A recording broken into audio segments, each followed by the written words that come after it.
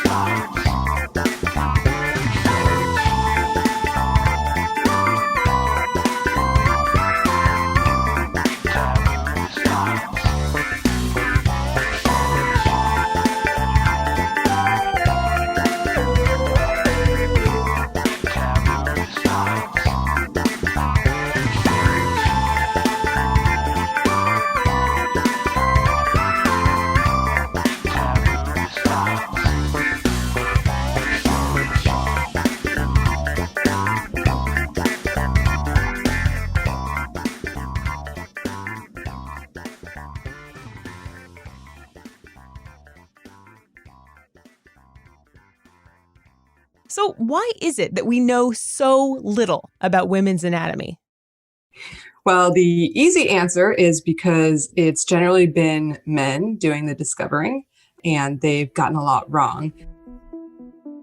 I'm Rachel E. Gross. I'm a science journalist, and I'm writing a book on the history of your lady parts. I think that you could look at it in a more nuanced way and say there's been a lot of cultural assumptions baked into our research on the female body. So if you think about the NIH, it wasn't until 1993 that we included women in clinical trials. And until then, they basically said a woman is 2/3 of a man, she's a little man. And they basically just did the calculation for correct drug dosing and all sorts of other biological research. And obviously a woman is not 2/3 of a man, but I think you can trace that assumption back going so far, going back to the Greeks, many Greek physicians said that women were basically like men, but inferior and inverted, and that was how they described their genitalia. And these problems continue today. I think one problem is that we lack the language to talk in a precise way about some of the plumbing that we have. When we say vagina, we're often talking about the vulva, which is just like the outer part of all the female genitalia. It includes the inner and outer labia, the clitoris, everything that you can see, pubic hair. And we just say vagina if we say it at all.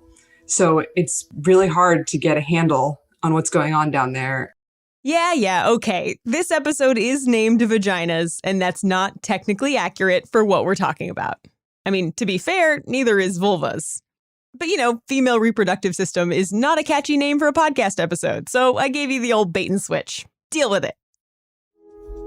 Anyway, we were talking about why this stuff is hard to talk about.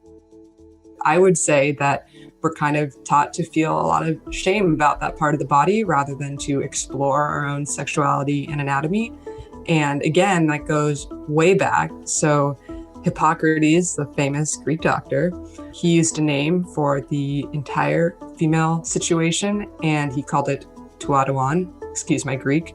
It meant the parts for which you should be ashamed, or the shame parts. And that's not just limited to his time. You still see the word pudendum in a lot of medical textbooks. That means parts for which you should be ashamed. I had no idea. Oh my gosh. The more you know. Yeah, right. Tuadouan, as Rachel said, meaning the shame parts, comes from Aidos, the goddess of shame and modesty. Which, okay, at least it comes from a goddess. But again, like Rachel said, pudendum, the word that people still use all the time as technical terminology for women's genitals, it's literally the Latin word for thing to be ashamed of. It's a straight line. No fancy etymology here. But those are just some of the truly fascinating names that are lurking in our lady parts. Because just like they have with animal species, physical laws, and genetic diseases, scientists have stamped their own names all over the organs they've discovered. Which puts us in this weird situation where many parts of women's reproductive systems are named after men. So everyone's heard of the fallopian tubes. They're named after Gabriel Fallopio. But the more I looked into the system, the more I found there were more and more of what they call like eponymous names. So they're probably in the anatomy textbooks, and you and I might not know them, or we might not recognize them. But basically, any anatomist who quote unquote discovered something gets his name slapped on it. So there's the Graafian follicle, and that is the egg that is ovulated each month if a woman's having her period. That's named after Reinier de Graaf, who postulated that women have eggs. There's the pouch of Douglas, which I believe is in a comedy routine now, and it's a cul-de-sac between the vagina and the anus. And this British anatomist named it after himself, or it was named after him. And I didn't know I had that in my body. Right. It feel kind of weird. Wait, a cul-de-sac. Wait, explain that more. I don't understand. It's like a dead end, think about your pelvis, how there's some empty space there. So between two organs, there's some empty space that ends in a dead end. Oh, so he named the empty space after him. Yeah, exactly. The negative space. By the way, I looked up the comedy routine about the pouch of Douglas. It's by Hannah Gadsby, who is a gem, and I can't believe I hadn't seen it before. Click the citation link in the show notes and give it a watch. Another organ I had no idea was named after a man, well, a god more accurately, is the hymen. You know, that membrane that covers the vaginal opening that supposedly breaks the first time the vagina is penetrated, but in actuality, most hymens start out with holes in them and can stretch open more from totally normal non-sexual activity, and that's all before you learn that some people are born with just half of one or even no hymen at all? Yeah, well, that membrane is named after the god of marriage. The god of marriage. Thanks. I hate it. But as far as our lack of knowledge about lady parts, I can hear the objections already. It's because women have all of their organs hidden inside their bodies, while men just have them hanging out there. Women's reproductive systems are literally more mysterious than men's are. That is exactly what I believed at first when I started looking into this. And it's what a lot of biologists told me, was that women are they're more obscure and mysterious because everything takes place inside and it's not easy to see. And men kind of just hang out there and it's kind of just like obvious. I believe that less and less the more I've done research on this. We have a lot of pretty sophisticated imaging techniques that can look at the womb. We have a lot of other scientific techniques for looking at what's going on there. I would say we do have the technology. It's more a lack of sometimes interest, sometimes funding, and sometimes we're held back by that very assumption that you just said, that this is a fundamentally mysterious process and that women are just harder to understand than men, and so we'll never understand it as well. Okay, but aren't women harder to understand than men because they've got all those hormones? Like, it's just easier to study men. So it makes sense to do most of our research on them and then just transfer that knowledge to women, right? So I think that's what's really interesting, is if you're saying that it's too messy to follow women because they have these hormonal cycles that are complex, then you're admitting that a woman is not 2/3 of a man. You're saying that she has some biological differences that are going to be important to her health and her biology. And so therefore we need to study those and not just make these easy shortcuts and assumptions. But I will say that there has been research into that assumption, and it's actually been found to be false, that women are not more like variable in these clinical trials than men. This double standard that women are basically small men, so we don't need to study them as a group, but also they're so wildly unpredictable that we can't study them as a group.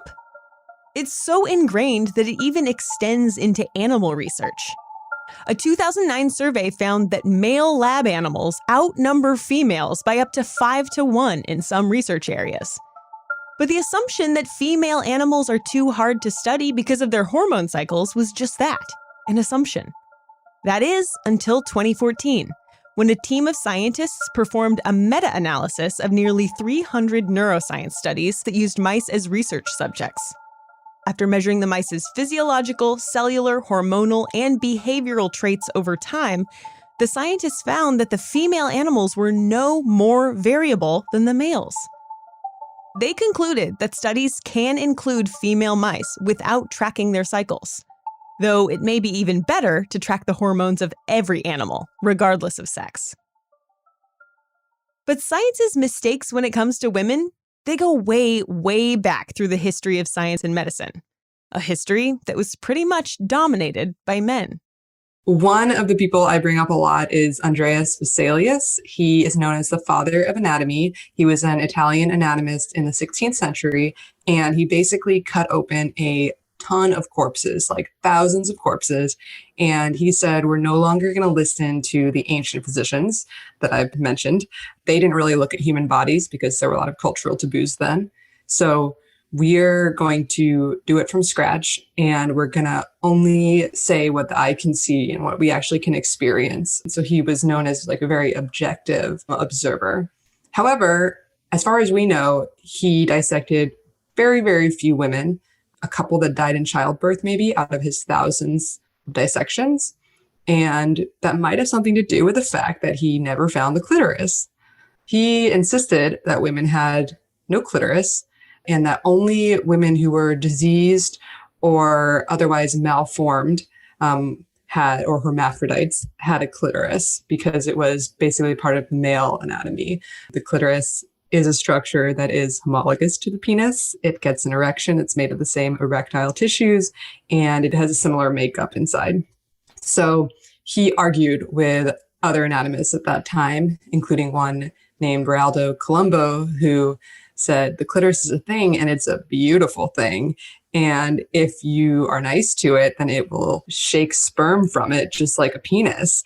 And he wrote this beautiful poetry praising the clitoris, and he wanted to call it Amor Veneris, the love of Venus. That didn't win out, clearly. But there was basically a clitoral catfight among all these anatomists. So Vesalius got that very wrong. He also, for somebody who had these beautiful illustrations of human anatomy and really like contributed to a lot of progress, if you look at his images of the uterus, they're shockingly wrong. When you first look at it, you think it's a penis. everyone does. It looks like a hairy penis with like the top cut off, and the ovaries are made to look like testicles. And that's no mistake. That goes all the way back to those Greek ideas I was talking about women being inverted men. So the uterus was considered an inside out penis. And again, this is the guy that was actually cutting people up, so he should know. And it brings up this idea of like, you don't know what you're not looking for, and you can't see what you're not looking for. By the way, you can check out that weird penis uterus image on the citations page for this episode. Just click the link in the show notes. Anyway, even those few dissections of pregnant women were problematic. My immediate thought when you said dissecting women who died in childbirth is that all of that equipment kind of looks different when you're pregnant, right? So did that give a really distorted view of female anatomy too? Yeah, and that was another bias that they had, and that I would argue we still have very strongly, which is that if you're looking at a woman, what makes her a woman is the womb, and what makes a womb important is that it holds a child. So almost all the illustrations in his big book, Corpus Fabrica, anytime you see a womb, it has a baby in it generally. And that makes you a woman, that you have a baby in your womb, that your womb is occupied. And so, yeah, that would skew what they thought of as normal anatomy.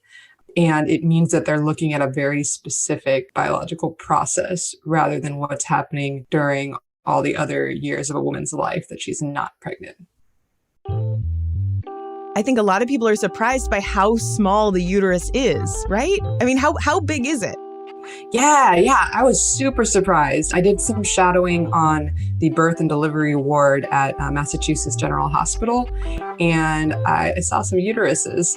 It's like a small pear, very tight, but it can grow like more than 10 times its size, like many, many more times its size. It can stretch massively to incorporate a fetus, and then it goes back to its normal shape within months. So it was shocking to me. It is a remarkable organ, pretty much the only one that regularly sheds itself every month in this intricate process coordinated by hormones, and then recreates itself within a period of like 9 days, including making new blood vessels, and then sheds that again every month to prepare for a theoretical embryo. And so it's very dynamic. It is all very regenerative and self-healing. And these are some of the qualities that are really interesting to bioengineers. One such bioengineer is Linda G. Griffith at the MIT Center for Gynopathology Research. Despite the fact that the uterus actually regenerates itself on a monthly basis, most bioengineers hadn't considered taking a closer look at it, including Linda Griffith, until she had to. She had endometriosis, a condition in which a uterine tissue or something like it grows in other places in the pelvis where it shouldn't. And it can be extremely debilitating, both extremely painful, and it can actually fuse your pelvic organs together because this tissue is sticky and it spreads. And so she dealt with this for so long, and it took her more than a decade to get a diagnosis. She realized that nothing was changing, and that so many women were suffering from this, and that nothing was going to change unless she kind of used her tools to investigate what was happening and figure out how the disease develops and eventually test treatments. There's no cure currently. There's a few tools for dealing with it, but they're very imperfect. So she ended up dedicating her career to creating a Center for Gynopathology at MIT. And now she is working on this in the lab, making this tissue and observing it. So she bioengineers pieces of tissue that react to hormones the same way. So you can actually see how the uterine lining grows, and you can see how diseases take hold there. Another organ in a woman's reproductive arsenal that's experienced its own scientific breakthroughs recently is the clitoris. But it had a rocky start. It took a long time for men of science to admit that the clitoris is even real, much less that if it's properly stimulated, it can lead to orgasm. But even then, it's not the right kind of orgasm, if you ask famous psychoanalyst Sigmund Freud. So his most infamous, to me, theory is that of the vaginal orgasm. And He came up with this process by which to become a mature woman, you must transfer your orgasm from your clitoris to your vagina. And he actually described it as the clitoris is like pine shavings that like transfer the flame to the actual fire, which is the vagina. And this is like throughout his writings, he has so much to say on the clitoris, but he knows so little about the actual anatomy. Or like worse, he knows the anatomy since he was trained in medicine and he's choosing to adapt it to his theories just in order to create the basis of psychoanalysis. So basically, he never explains how. He calls female sexuality like a dark continent and says it's the most confusing thing in all of psychoanalysis to him. And he famously asks, what does a woman want? But he also insists that this is how it works. And this is like immensely harmful because, first of all, that's biologically impossible to transfer your orgasm. Second of all, it starts with the assumption that your clitoris and your vagina aren't connected. Your clitoris has these internal bulbs that wrap around the vagina. The vagina is more of like the muscular tube that is made of different tissues and travels from like the vulva to the uterus, but they're intertwined, right? And like it's been shown since him by sexuality researchers like Masters and Johnson that there's one type of orgasm. It always involves the clitoris. It depends how your body's configured. You might get clitoral stimulation through vaginal penetration, and more likely you're going to need direct clitoral stimulation in many ways. So for him to make it so one type of orgasm was inferior and pathological, just complicated and added even more layers of shame to women's sexual lives, which nobody needs, especially not then. And he just made generations of women feel inadequate and broken and like they were alone in not being able to feel this important, mature female sensation. And by the way, you probably already guessed this, but the reason why a vaginal orgasm is superior and mature is because it can lead to a baby. And that is kind of a woman's full role. That bit about the clitoris having those wraparound bulbs, that is something we only discovered fairly recently. And I'll be honest, when I first saw a diagram of the entire clitoral structure, it blew my freaking mind. We didn't know like the extent of the clitoris until pretty recently. People did uncover that knowledge, but it either didn't stay in the culture or wasn't like passed on or wasn't thought important enough to follow up on. So actually there are some beautiful German drawings in the 1800s that are like sketches of an internal clitoris that were done from dissection. And they're very detailed. So the shape of the clitoris is, people usually refer to it as kind of a pyramid of erectile tissue, but you've got like the nub that you can see and that we usually refer to as the clitoris that is external. And then you have two wings that reach back and then two bulbs as well. And the wings and the bulbs are both made of erectile tissue, and it's the exact same as that in the penis. So there are columns in the penis of erectile tissue, whereas in the clitoris, you've got bulbs, and I'm saying wings, but they're kind of like tendons that pull back.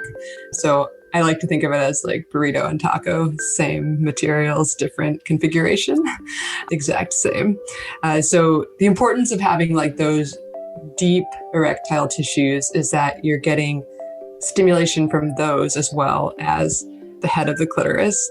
So it's important to know that those are surrounding the vagina, and in different women, they're in different like depths and shallowness, and like slightly, there's a lot of variation with sexual anatomy. I'm about to go on a weird tangent, so stay with me. This kind of makes me think of barbell squats. Not that I use my clitoris in the weight room, although some people do. Google corgasm and thank me later. But that variations in anatomy lead to variations in weightlifting form, just like they do with orgasm form, I guess. Like, if you look at weightlifting forums, you'll see two types of people. People who insist that you must squat in exactly this way every time, and people who recognize that different lifters have different femur lengths. And as a result, there's no one squat form that's right for everybody. But because of that first group of people, there are lifters who try and try and try to squat in the way they've been told to squat. And it doesn't work with their body shape, and they hurt themselves. Humans have variations that we adapt to in all sorts of ways. There are makeup tutorials for different types of eyes, running shoes for different types of feet, food for people who need different diets. But somehow women's orgasms are supposed to be one size fits all. And when a woman can't have an orgasm that way, the conclusion is not that her body is built for a different method of orgasm. It's that she's doing it wrong. It's BS. All right, tangent over. It's kind of understandable that we only knew about the tip of the old clitoral iceberg for so long because, well, you can't really see the rest of it inside of a dead person. Part of it's the way that we dissect. We dissect dead people, thank God. And this is a tissue that's meant to be erect. It's porous, and so it fills with blood and it swells and it grows quite a lot. So you're not getting a real sense of the size if you're just looking at dead tissue. So the recent part was a urologist, actually, in Australia, named Helen O'Connell, decided to do MRI images of living aroused women and compare them to microdissection back in around 1990. And some of her research was done a bit later than that, but that was really shocking to people. And it showed that the volume of the clitoris was like 10 times what most people thought. And I would say it's because no one bothered to look like she did. We didn't have those imaging techniques, a decade earlier. So part of it is that you can only use the technology you have at the time. But also, again, like nobody bothered to explore this part of the anatomy but her. And she was motivated to do it because she was a urologist and she was doing a lot of surgeries at the hospital. And she realized that for men, if you do prostate surgery, you're really careful to spare important nerves that have to do with sexual functioning. Whereas in women, we didn't know where any of those nerves were. We didn't have a map. And so she was really concerned that she was cutting important nerves and that this could be really harmful. And so we needed to understand this anatomy, which goes back to your question about like how little we know about the female anatomy is kind of shocking. It might surprise you that we're even learning more about the vagina itself. I mean, you'd think that of all the mysterious lady parts out there, it'd be the least mysterious. No, the vagina's mystery involves a fairly new field of study that's been leading to new discoveries in the health of our skin, mouths, digestive system, even brains. It's the microbiome. What I think is interesting about the vagina is that it's kind of this liminal space between you and not you. So it's like the opening to the body. I mean, like your mouth, like any other orifice. But because of that, it has to have a lot of protection. It has to protect against diseases. It has to have its own army, essentially. So it's a mucous membrane. So it's got some mucus, but it also has this teeming microbiome of bacteria. And this is also a really new aspect of female anatomy that we're looking into. It's really in the past 10 years that we've looked at the vaginal microbiome. What is a healthy vaginal microbiome across cultures, and can we replicate it? So I don't know if you've heard of lactobacillus. This is kind of the keystone species of the vagina, and I love to think of it as kind of a forest ecosystem. And so lactobacillus is pretty similar to what you find in yogurt and cheese. It creates an acidic environment and it keeps the pH very low in the vagina. And that means that other types of bacteria can't get in and they can't thrive there. So the idea is that lactobacillus keeps the vagina inhospitable to the bad guys. And that's what we've known. But the story is getting a lot more complicated because there are many different types of lactobacillus. And there are actually many women who are perfectly healthy, but have different types of bacteria or more diversity of bacteria. So they're investigating kind of what role these different species play. And if we can manipulate that to create more protection and to stop women from getting a lot of bacterial infections, including STDs, I personally love the idea that there's this whole, you can think of like war metaphors or just like a delicately balanced ecosystem down there. I think it makes some people uncomfortable because the idea of like bugs in the vagina makes people think that it's very dirty. And again, this is a part of the body with a history of shame and dirtiness attached to it. I don't have any interest in furthering that, but there's a lot more going on that meets the eye.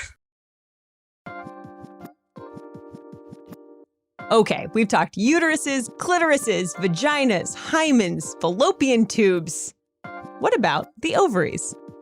We actually didn't even have the word ovaries until the 1600s, I believe. They were just called female testes.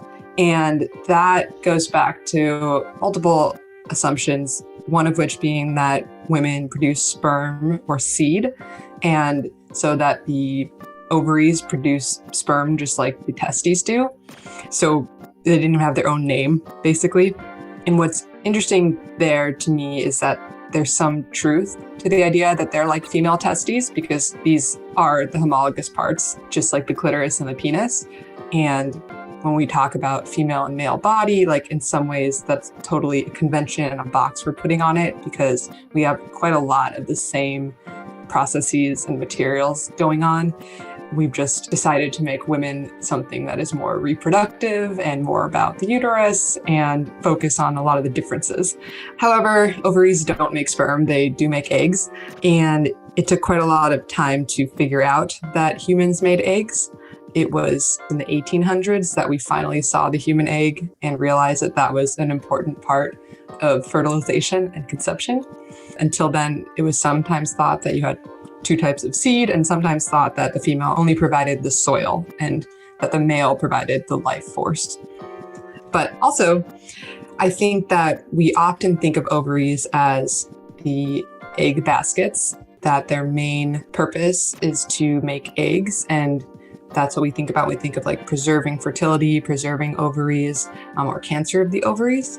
But they also have a really important second purpose, which is to create hormones that cycle throughout the body and have effects way beyond the reproductive system. So estrogen, progesterone, and a few others, they contribute to bone density, heart health, and these other like systemic processes. So I think thinking of the female as just reproductive really obscures these other really important things that quote unquote reproductive organs are doing for us, and other reasons that you want to have good reproductive health besides having a baby. One thing I've always known about ovaries is that they only make eggs once before you're born. Every baby born with ovaries is born with all the eggs they'll ever have, which honestly feels like a weird thing to think about babies, right? But the good news is that it might not actually be true. Maybe. Actually, there has been research that has become extremely controversial that finds that women have ovarian stem cells that create new eggs throughout their lifetime, including up into their 40s, 50s even. And again, it is super controversial, but it is a fact that fruit flies and mice, females, do produce new eggs throughout their lifetime. So if you just think about it logically, why would humans not? Especially if you accumulate more genetic mutations and issues as eggs age. There is definitely some logic to that. I'm not a biologist, so I can't tell you how that debate is going to end, but I can tell you that the other people in this field are extremely outraged and get very emotional over this very idea. So the idea that women could produce new eggs is extremely alarming to a lot of scientists. And that just strikes me as interesting because I don't see scientists get riled up about a lot of topics. I am just as amazed at how little we know about the female body as I am at how much new stuff we're discovering at this very moment. And according to Rachel, the more we discover, the more it becomes apparent that humans on the whole are more alike than different.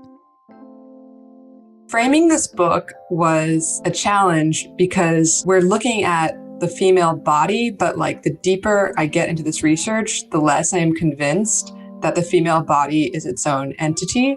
And as I mentioned before, the more I'm convinced that there are so many more parallels and likenesses between all bodies that are more interesting to pursue. Like I talk about women and females a lot, but it's often in the historical sense because medicine has seen the quote unquote female body as this like different, inferior, and reproductive thing. And so I'm looking at the cultural history of what woman has meant in science. And often it's been like a territory to be conquered or some unruly beast to be tamed or mastered, basically. But I don't know, I've struggled with this because what I hope the book will reveal, especially by the end, is that human bodies are more alike than they are different, and that focusing on the things that are biologically unique but also the same creates knowledge that helps everyone. And like, I want people to think outside. That's what I want to get them to do by the end, and show them that this is more of a construct and a convenient way of separating bodies. Okay, that might seem like it conflicts with the idea that women aren't just small men. I mean, if we're more alike than different, and women on average are smaller than men, women are small men. Case closed, right? Obviously, no. I'm saying that like there's a lot to be gained from studying the female body, and yet we also need to be careful not to make the female body a cage that separates women out into this own like silo. All right, I'm going to do it again, but it's like Honeycrisp apples are related to Red Delicious apples, right? They've got a lot of things in common. But calling a Honeycrisp apple a bigger, differently colored version of a Red Delicious apple wouldn't be entirely accurate. They're each their own variety, with their own genetic quirks and growing requirements. But it also wouldn't be very smart to treat Honeycrisp apples as an entirely different species to Red Delicious apples and ignore everything we know about how Red Delicious apples grow and thrive, because that's helpful to Honeycrisp apples too. That's because, again, they're related. You can treat them as individuals and as points on a spectrum, depending on what you're trying to do. Same goes with the sexes.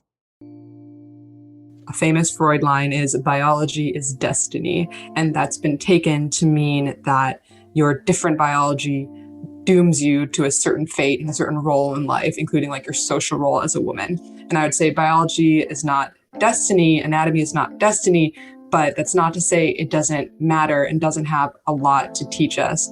And to me, I find it pretty empowering to learn about so many of these like dynamic qualities going on inside my body that I had no idea were happening, and how hard my body is working to take care of me, and the ability to make a baby. Like, even though I often discount that just because I think the emphasis has been on fertility for so long, like it is completely remarkable and has a lot to teach us. So yeah, there are some unique things happening in what we call female bodies that have not gotten enough attention and are shockingly not well understood.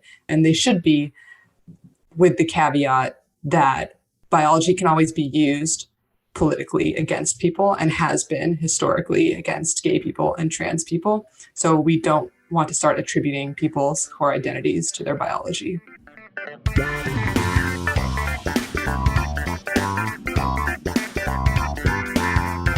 Thanks for listening. Taboo Science is written and produced by me, Ashley Hamer. The theme was by Danny Lopatka of DLC Music. Big thanks to Rachel Gross for taking the time to talk to me and providing a bunch of resources for the show notes. Go take a look at them. The working title of her book on the history of the female reproductive system is Lady Anatomy. It's due out sometime in 2022. For updates, you can check Rachel's website at racheleggross.com or follow her on Twitter at racheleggross. If you enjoyed this episode, then please leave a review on Apple Podcasts. Or if you're not an Apple person, a great up-and-coming podcast review platform to check out is Podchaser. You can follow your favorite shows and even individual hosts and guests. You can review whole shows or individual episodes. It's pretty great. I really like it, and nobody's telling me to say this. I'll link to it in the show notes. Anyway, that's it. On the next episode, we're going to be talking the science of infidelity. See you then.